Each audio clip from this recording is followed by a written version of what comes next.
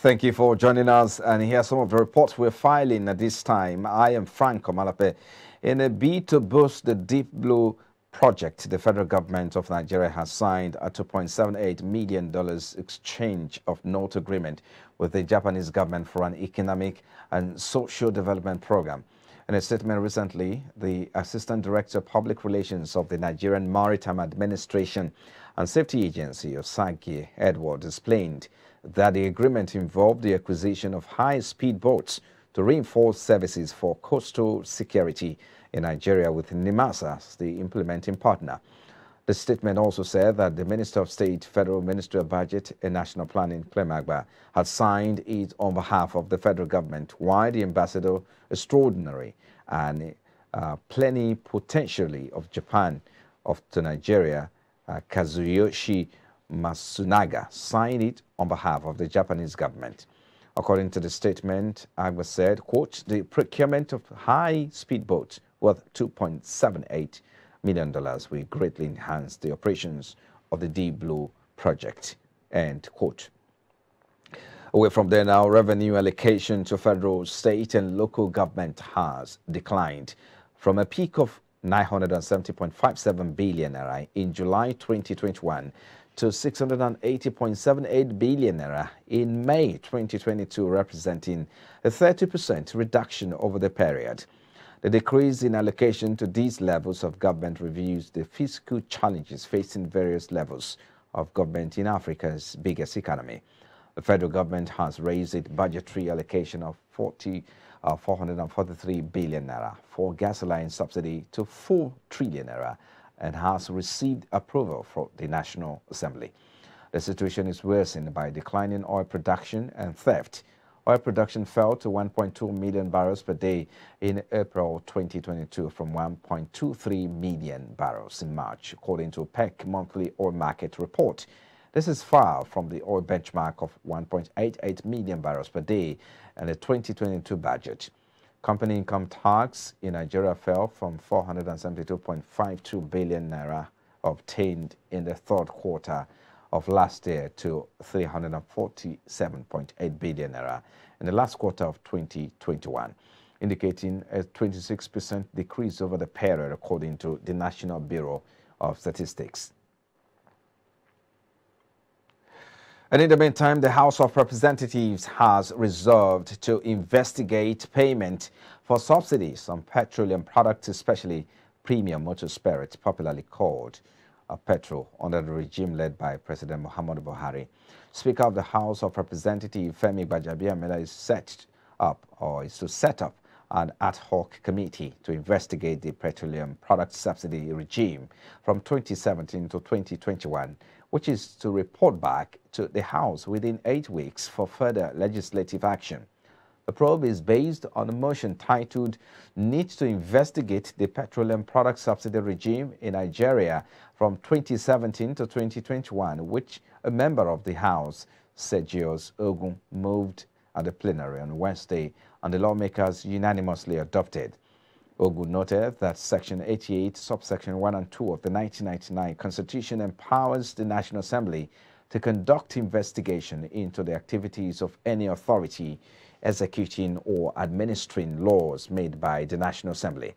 He also noted that Section 32 of the Petroleum Industry Act 2021 saddles the petroleum midstream and downstream regulatory authority with the task of regulating and monitoring technical and commercial midstream and downstream petroleum operations in Nigeria. The lawmaker said as of 2002 rather, the Nigerian National Petroleum Corporation's purchase of crude oil at international market prices stood at 445,000 barrels per day to enable it to provide petroleum products for local consumption. And now the federal government on Wednesday approved a new revenue boost scheme aimed to annually generate 3.8 trillion naira and 160 billion naira from non-oil and oil ventures, respectively. A senior special assistant to the Vice President of Media and Publicity, LAUDS, disclosed this to State House correspondent after the Federal Executive Council meeting presided over by Vice President Yemi Osinbajo. According to him, Konde, who briefed on behalf of the Minister for Finance, Budget and National Planning, said among several of the memos presented today was the one of the Minister for Finance, Budget and National Planning on accelerating revenue mobilization reforms, which is a derivative of the federal government's strategic revenue growth initiative. The significant progress that has been made in this initiative includes the raising of the VAT from 5% to 7% and other measures since 2019. This particular initiative is something that is meant to address some of the fiscal challenges of the federal government, as it is intended to raise Nigeria's non-oil revenue potential and oil revenue potential, so it is estimated.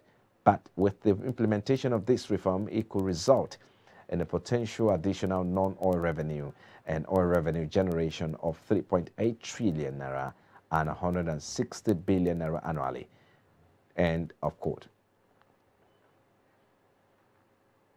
And now the federal government on Wednesday said it paid 74 billion naira as bridging claims to oil marketers for the transportation of petroleum products across the country in 7 months.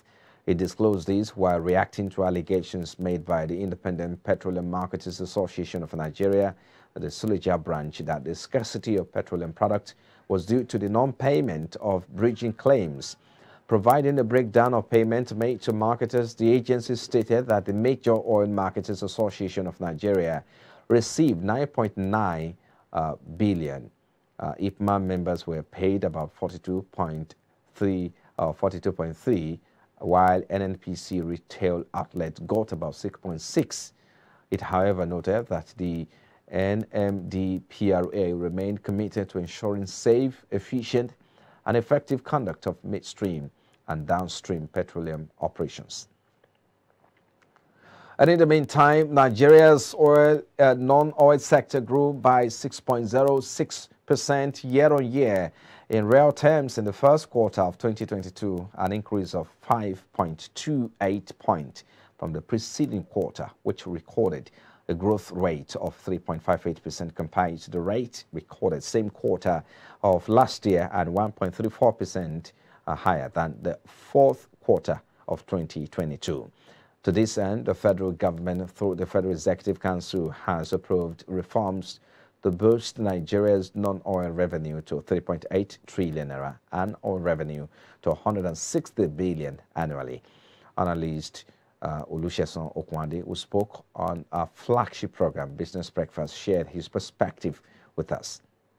Whatever growth that you've seen, which we attribute to about 6% in the analysis given to us, is majorly from the financial, the fintech world that have actually grown over the years.